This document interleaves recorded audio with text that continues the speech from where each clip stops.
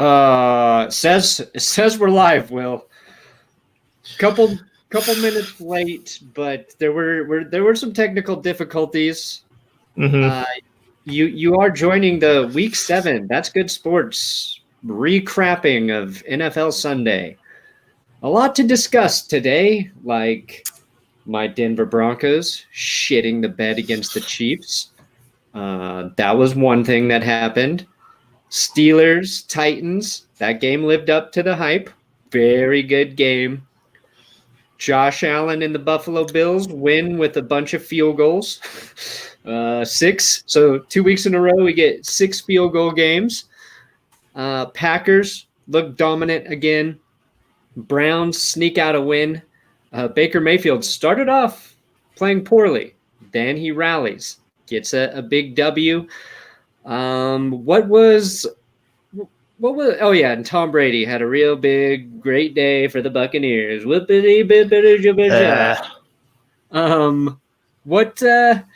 it wasn't the Broncos. We'll get into that. No. Sure wasn't. We'll do more later on my second channel. Oh yeah, if you're here, like this, gotta give this video a thumbs up. And YouTube says I gotta say it like this. If you do it like this, people will click. Like and subscribe. Hey, smash that fucking like button. Also, drop a comment below. Yeah, tell me how ugly you think my downstairs region is right now. Based on what's going on here, if you think it's disheveled. Okay. Also, drop a comment below and see which one of us has autism.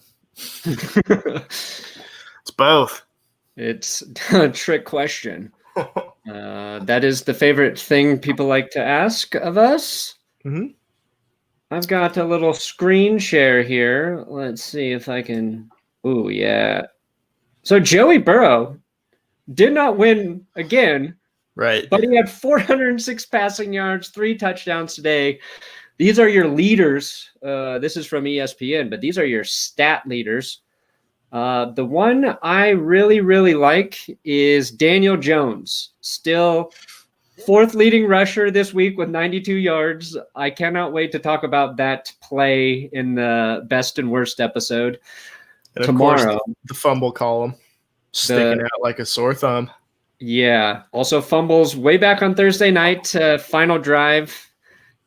Danny Jones fumbles. That is still his curse. How do you fix that? Do you just do like vice grips all day? Mm-hmm. You know those little Got things? to do a lot of these. Yeah. I think that's about it. Just do that. Stretch your hands. Give yourself a breast inspection. That. Yeah. Yes. Because males can get lumps there too. So just a good, thorough breast inspection keeps you healthy and it strengthens your hands. Let me ask you this. Did you watch the World Series game last night? No. I don't watch on baseball. Kidding me? Was it Saturday night? That's right. I need. What were you doing? Out on the town? Yeah. I think my wife went to bed early, and I was watching this Netflix docuseries called High Score about video games. Oh, I have. I've seen that pop up. Anyway, it was. I'd compare it in terms of football and baseball. I would compare the game last night to something like probably the Browns Bengals finish. Incredible back and forth with one of the most unlikely guys coming through in the clutch. For the Rays, it was, damn, I don't even remember his name. That's the crazy part. Phillips. I think it was Trevor Phillips.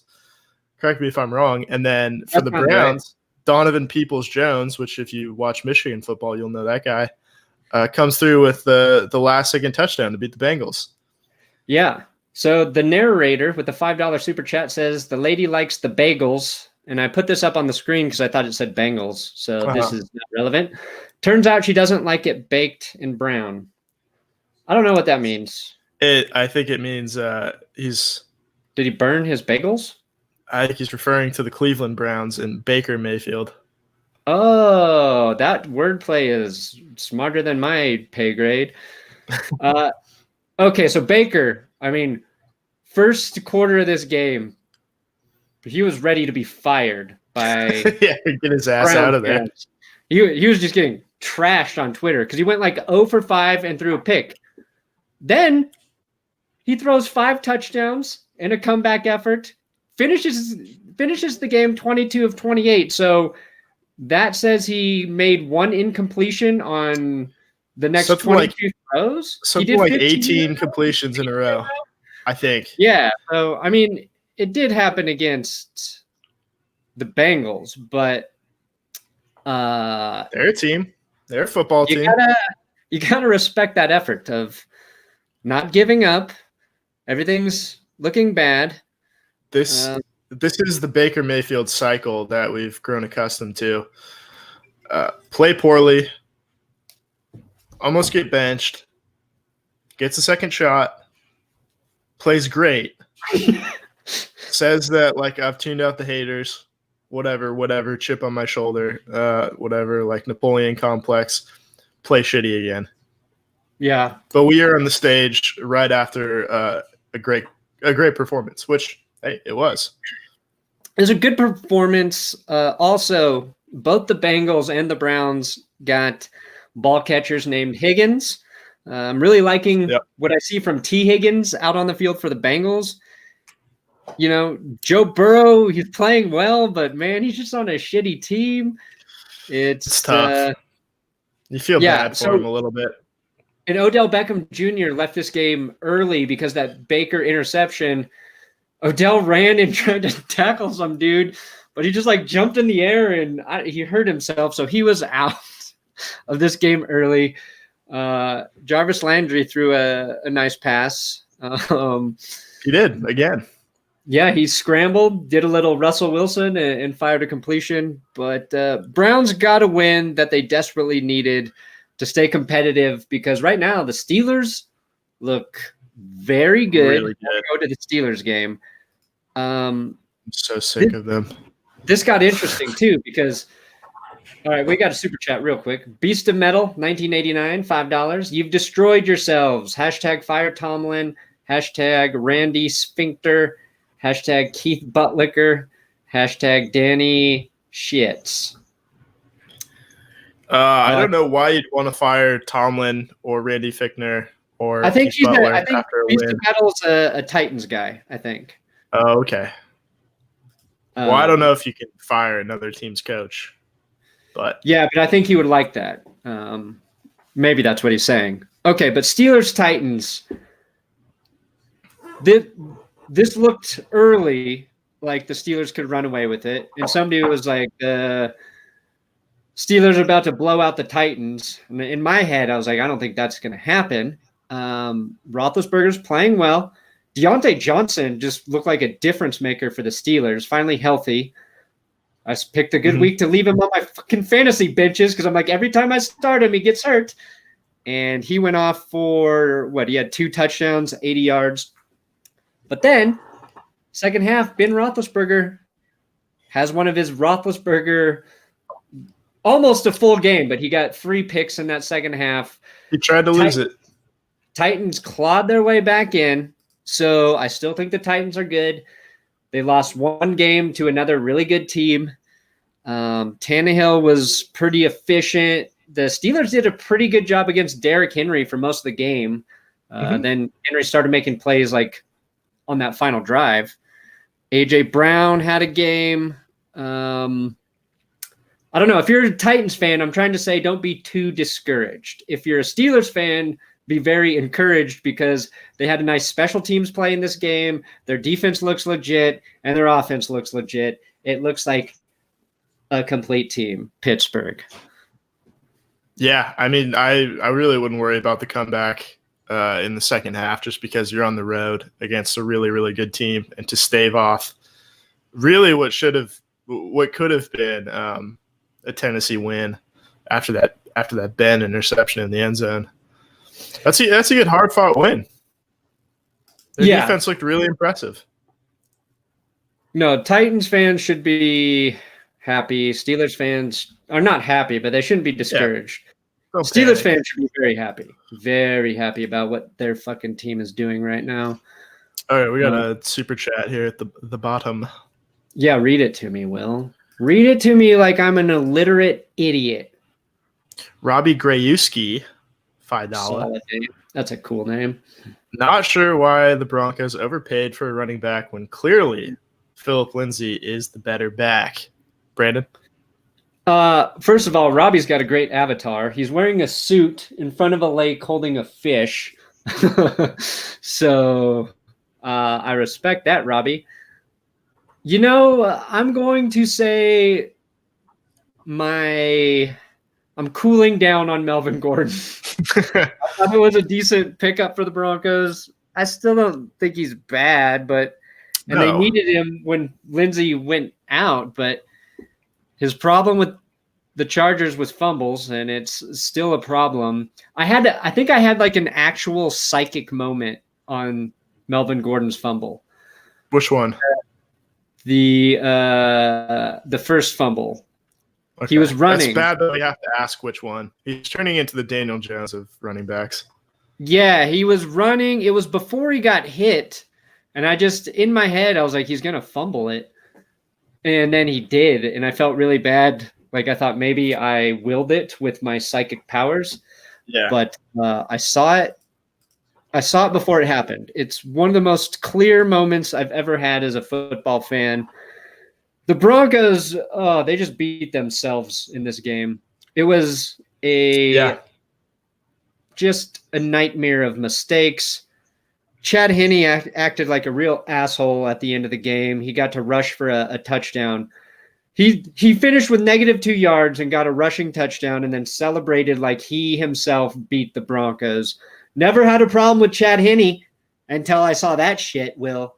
Till I saw him screaming with joy after doing nothing for an entire game and then scoring a touchdown.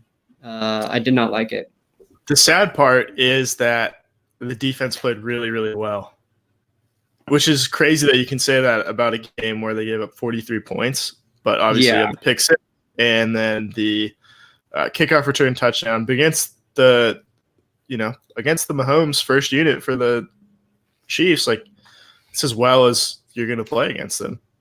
Yeah, they sacked Mahomes quite a few times. I'll have to look at how many, but they held him to 200 passing yards. The Chiefs were right around 100 rushing yards total. It was just one of those games where if the offense did anything and the special teams didn't give up a kick return for a touchdown, Drew Lock doesn't throw a pick six, and Melvin Gordon doesn't throw a pitch back on a flea flicker over Drew Lock's head, you take away, 10, 12, 13 horrible plays for the Broncos, maybe they win this one. It's possible. It's like on basketball when the guy's like, I swear to God, if you rip on me 15 or 16 more times, I'm out of here. It's like the Broncos could just eliminate 15 or 16 mistakes a game. They can get a win. That's all it takes. It really goes to show the unforced errors in this game.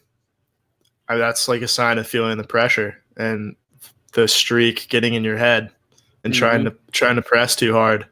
And then obviously like the very obvious things like that, which we've been talking about is, and it's especially clear next to an Andy Reid offense, but how they just don't give Drew Lock any easy plays. And they just make it so hard for him. And Mahomes, he's got so much set up for him. Like, obviously he pushed the ball downfield too, but he's always got like a 7-yard pass on first down. He's always got that in his back pocket because the offense is schemed up so well.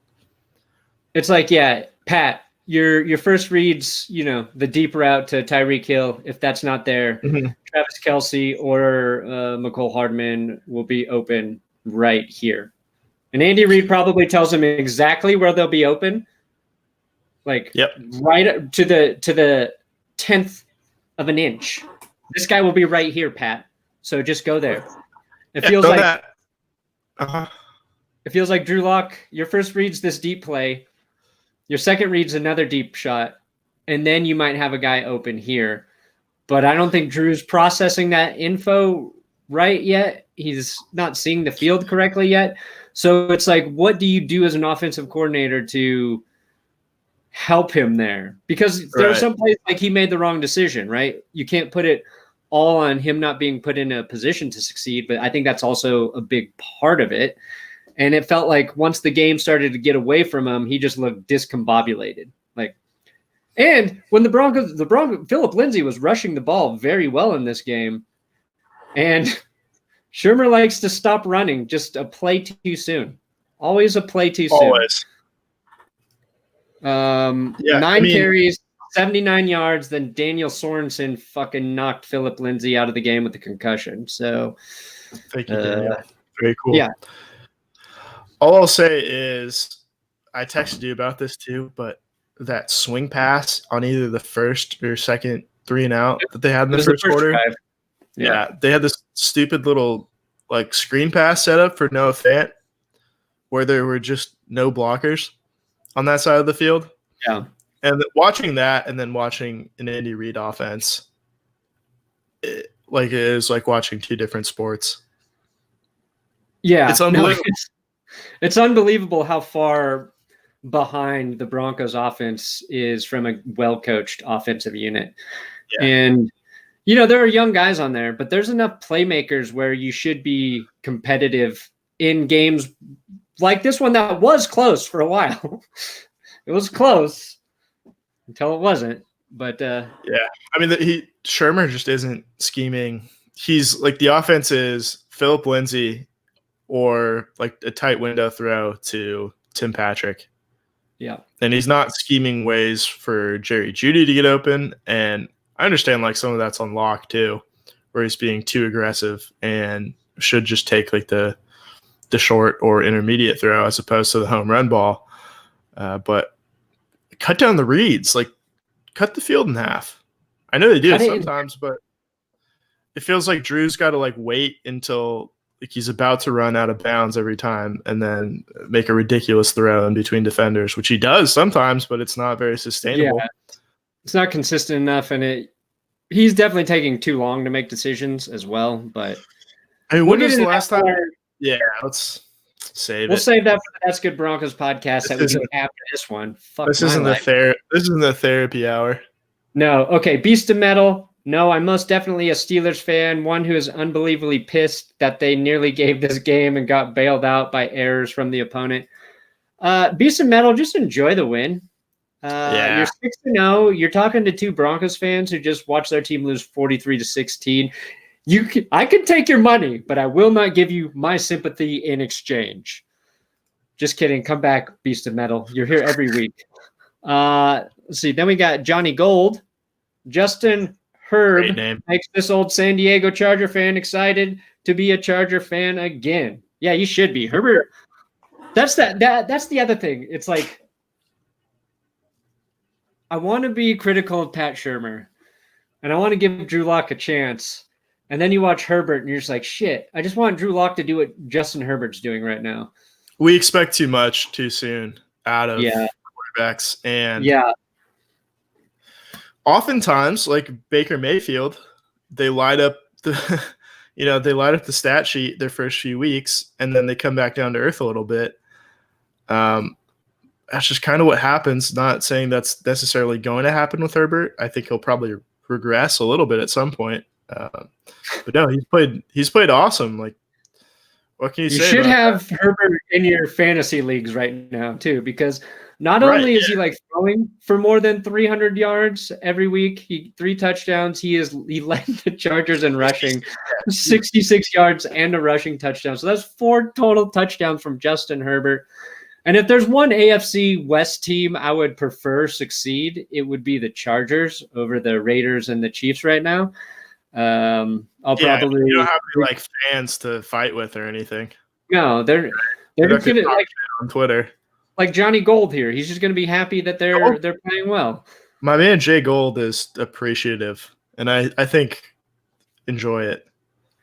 Then we've got Christopher bought in $10 super chat. The Steelers are frauds. Yes, they beat the Titans, but who have they beat besides the Browns? Just like the Packers getting punched last week against a good team in the Bucks. Go Chiefs and go Tampa Rays. Yes, they beat the Titans, but who have they beat besides the Browns? The Titans. They just beat the Titans.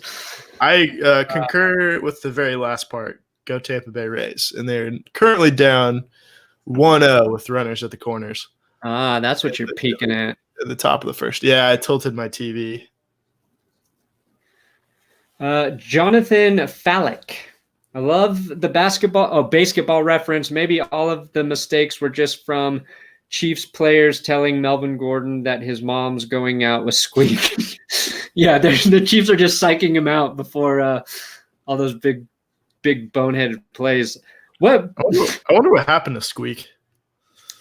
I think they had a falling out, I believe. Yeah, I could see him like ODing. I think one of my friends got drunk with Squeak one time, and he said they're not friends anymore with Trey Parker and Matt Stone. Was that in Southern California or back here in Colorado? That's Southern California, bro. Back in the day. Here in Colorado. Yeah, that's where I am. We got Loaded Bunnies with a $20 super chat. Don't have a football question, just sad about another Broncos loss. Yes, as are we. Have some money, kiss your baby, and read the next super chat. Wow. Loaded Bunnies.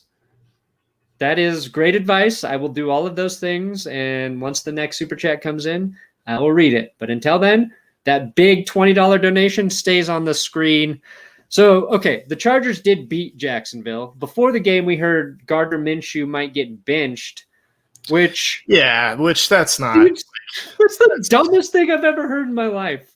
For Mike Glennon, you've got another young quarterback, and you're not going to take the bumps and bruises with him and see how he finishes every single snap with him. It's like Drew Lock. At some point, if he struggles next week, they're going to be calling for Drew Lock's head. And it's like, what? So we can see we having Brett Rippin? Yeah, it's like let him. And look, like Minshew's not playing great, but he's not the problem in Jacksonville. He's playing very well for a Jacksonville Jaguars quarterback. Their defense is terrible. Right. He can be doing something better, but it's the wrong problem. How about the defense not give up 39 points? Let's solve that problem before we make our way to the starting quarterback, shall we? Dodgers. Yeah. Ooh. Do not like. Okay, yeah. So I just thought that was stupid. So we'll cover this in the recap. Somebody had a great tweet about the cycle of if you bench Gardner Minshew for Mike Glennon and that for Trubisky, who got benched for Glennon, and then Trubisky was benched for Foles, and then Foles was benched for Minshew or something. Like this whole circle of weird benchings is pretty funny. Okay, we've got a super chat from Griff. Tom Brady is the greatest American. God damn it, Griff. Is that a Jamie Lannister avatar? Oh. Brady right now kind of does look like late season Jamie Lannister. Yeah, I thought it was Tom Brady at first, but then I realized including the incest. Yeah. Yeah. This was fun. The 49ers just throttled the Patriots 33-6. Cam Newton got benched for Jared Stidham. He will remain the starter, however, from what I've heard. Yeah, he threw 3 picks. The 49ers just rolled them. Classic 49er game. You get rushing attempts from everybody. 6 different guys. You've never heard of Jeffrey Wilson. I've heard of Jeff Wilson. Yeah, he got hurt in this game, though, but he was tearing it up. I think he has a chance. He's definitely in the running for Big Dick Ball Carrier of the week. Oh, yeah. He's in the running. Spoiler alert, I think, unless something crazy happens in the Sunday night game, and it could, Russell Wilson's playing, but Baker Mayfield, I think, has the inside track on Big Dick quarterback. Got to give him some love. Tucker DeBoard.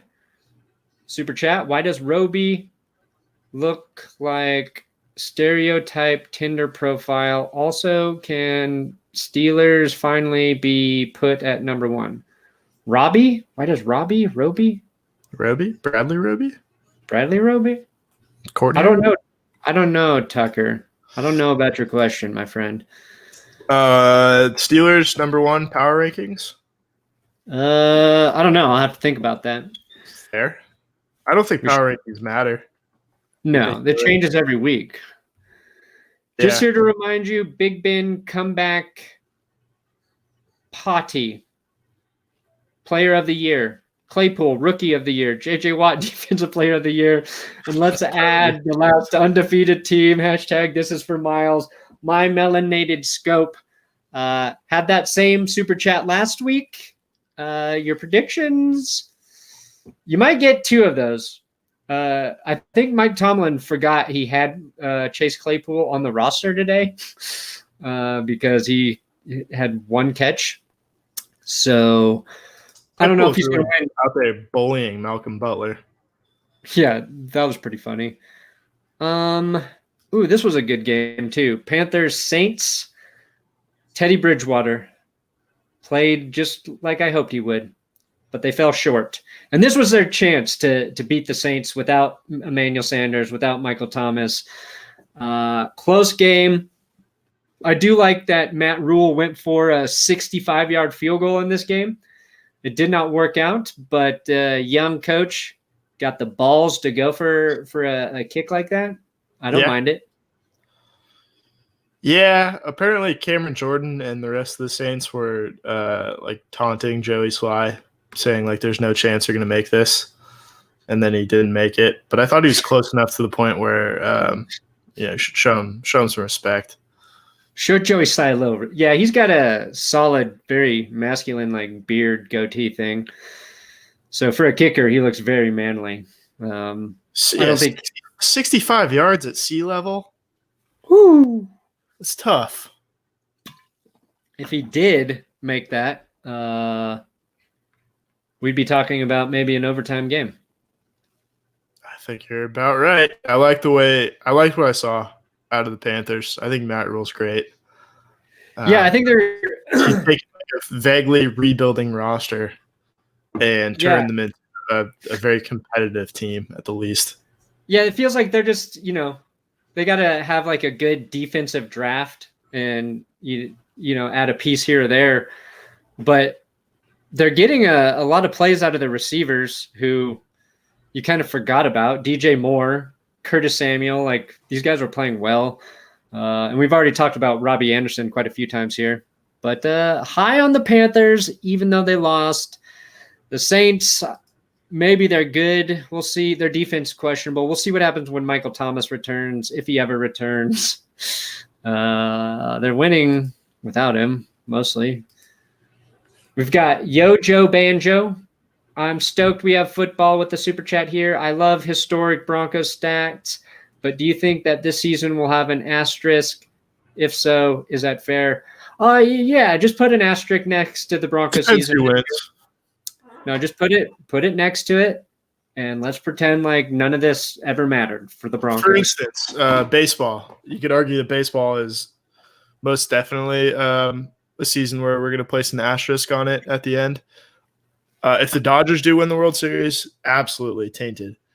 If the Rays win, I think they win above and beyond in a season where everything has gone haywire. I think it's almost worth more than one championship.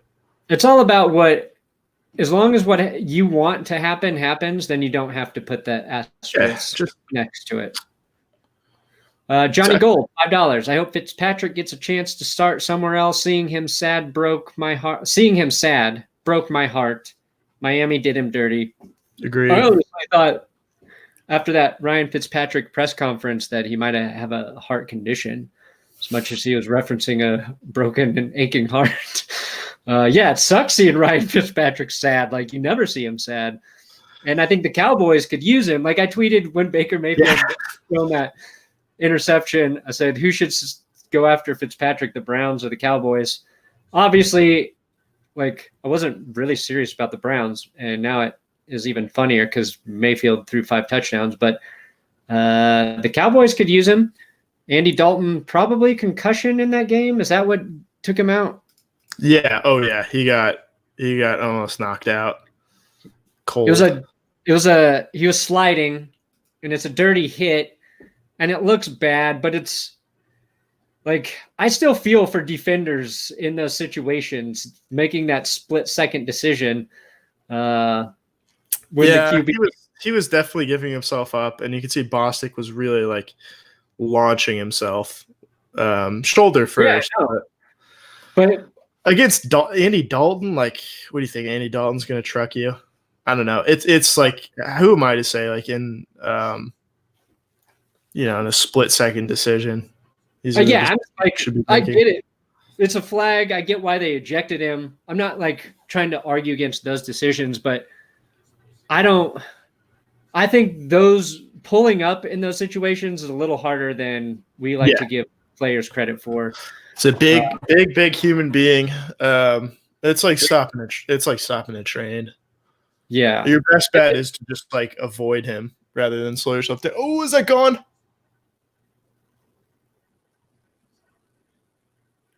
Damn it. Yep. Sorry, I just interrupted the podcast for a foul ball. A foul ball of Tampa Bay. We don't give a shit, Will. I think you don't give a shit, but I don't give a shit about baseball during my football live stream. Okay. Let's see here. Dwight Keller-Williams, how you feeling about the Dolphins this year? Okay. I'm excited to see Tua play. Dolphins defense, not terrible, but it's hard. Like Fitz is one of those quarterbacks who's just fun to watch play. But I think Will and I both are excited to see Tua. Will's a big Tua fan. So feel good about the Dolphins. I felt good about watching Washington really just destroy the Cowboys. Just makes the case for Dak being a good quarterback that much stronger. Antonio Gibson also was on my fantasy team today, so that was 128 yards and 1 touchdown. Did help me either win or lose. I think I'm still losing most of my games. Welcome. Then where are we going? Bills, Jets. This was a field goal game. Truly 6 field goals by Tyler Bass, who missed a short one early. So he should have really had 7. I think one of his other misses was a 50-plus yarder. Missed one pretty short. But hey, this 6 field goals. Yeah. Really, my concern with the Bills right now is their run game. Again, Josh Allen's their leading rusher. It's not like they're a bad rushing team, but they don't feel like an effective rushing team. You look at the makeup of their roster and their identity, and you're like, this team should be able to run the ball. This strikes me as a team is terrific on the ground, and it's really not true. I mean, I wish they could have found a way to go after Le'Veon Bell, but obviously that was his decision and his decision alone to be a coward. And enjoy. Yeah, enjoy Le'Veon. Yeah, enjoy Le'Veon, enjoy Kansas City, and Antonio Brown, enjoy the Buccaneers. Yeah. What two stupid moves we didn't need in this year of football? Couple of Kevin Durant's. Yeah. Turd Ferguson, no political stuff in the chat. Just be happy the Cowboys are pathetic. If it's in the chat, I don't care, as long as I don't have to answer. Oh, shit. Eyes Cray, watching our Broncos today, fucking embarrassing. The coach from Letterkenny, hashtag Broncos country, hashtag go Dodgers, laughing my ass off. Ooh, you got a Dodgers fan in the super chats, Will. I mean, my sympathy out to you after last night. Things are going well early in this game, but for like let's say like a 21-hour stretch to go from the Dodgers game last night to the Broncos game today, that's tough. Yeah. That's tough. Very tough. Just a lot of pain in your life right now. Mm-hmm. The Packers return to form. 4 touchdowns for Aaron Rodgers. DeVante Adams just 4 yards shy of 200. After this game, I have never seen J.J. Watt so dejected in my life. He had a press conference, and he was just pissed off, didn't want to answer any of the questions. And you rarely see that from America's poster boy, J.J. Watt. Has J.J. Watt even been good this year? Has he done anything? I don't think any of their defense has been good. He's got 3 sacks this year, which is okay. I think Malik Reed has more sacks. But I don't know. This team's – look, we knew Romeo Crennel is Romeo Crennel. And I do feel bad for Deshaun Watson, but Deshaun Watson should also – if he's as good as we expected him to be this year, he should be pulling out. He should just have he should be able to win a couple of games on his own. I'm not saying drag this team to the playoffs, but have some more inspired efforts. Yeah, it's like we forgot about Deshaun Watson. The Texans are that bad. It's like nobody's even talking about him in terms of good QBs right now. I still think he is, but it's just in a sad situation. I mean, he's not better situation than Ryan Fitzpatrick. Let's put it that way. Yes. Deshaun's in a depressing situation, and Fitzmagic is in a heartbroken, getting when your first girlfriend dumps you kind of situation. Yeah. Except this is not the first time he's been dumped. I think Deshaun Watson's giant contract probably helps him not be so sad. Helps him sleep at night, I'm sure. Yeah. Okay, this game, Lions-Falcons got crazy. I started to write about how stupid it was to criticize Todd Gurley for scoring a touchdown instead of falling down. It still is. To fall down to stop the clock so they could kick a game-winning field goal. And he tried to stop. His momentum carried him into the end zone. So Todd Gurley's so good, he can't even stop himself from scoring touchdowns. Why do we think a field goal, this year where we see every day a bunch of extra points get missed? And I know this is closer, but why do we think a field goal is an 100% proposition as opposed to scoring a touchdown, which is right there in front of you? The defense just has to not give up a touchdown in I think 3 ensuing plays, which shouldn't be that difficult. I think you always score the touchdown. It's if you're they were up by 6 because they got the 2-point conversion. So the only way the Lions could win was with a touchdown. So that's the best case scenario, because if you just kick the field goal, yes, you run out the clock there, right? But maybe you miss, or maybe Detroit has enough time to get into field goal range again. Either way, the fact that the Falcons defense allowed Detroit to go all the way down the field and then score or they kick a field goal to win that? What happened? No, it was No, they threw a touchdown They threw the touchdown, and then on the touchdown they got penalized for unsportsmanlike conduct, which pushed Matt Prater back 15 yards, and he still nailed it because Prater's one of the most clutch kickers in the NFL. Nobody really talks about it because the Lions are rarely in clutch type situations. Except for the fucking divisional game against the Ravens, where he took a divot out of the field trying to kick a field goal. You always remember the bad ones. I sure do. But I'm glad to see the Lions get the win there. It was a crazy last few minutes of that game. If you didn't see it, I recommend go watch those highlights. The Raiders had a chance to beat Tampa Bay. This game was close. At one point, it was 20-24, and then I felt like I walked away from the TV for 5 minutes, and then the Bucs were up 38-20. Tom Brady was perfect. Gronk looks good again. Godwin was effective. Scooty Miller came through for him. It's just, what are the Bucs going to be when they put Antonio Brown in that mix? I just hate it.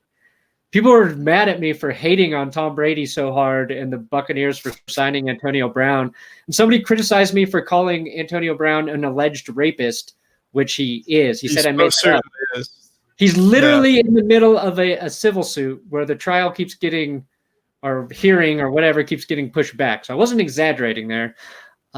Anyway. Russell Wilson just threw a second touchdown. Absolute dime to Greg Olsen. Ooh, finally, Greg Olsen getting involved in that offense. So, yeah, beautiful. So Seahawks up 7-0. I think we touched on every game here. Don't think he stayed in bounds. Yeah, any lasting takeaways from this one? Johnny Gold, Stanford underrated. I think that means Stafford, and I will agree with that, Johnny Gold. My takeaway from Sunday was, backtracked a week. I think the Cowboys are worse than the Jets now. It's possible.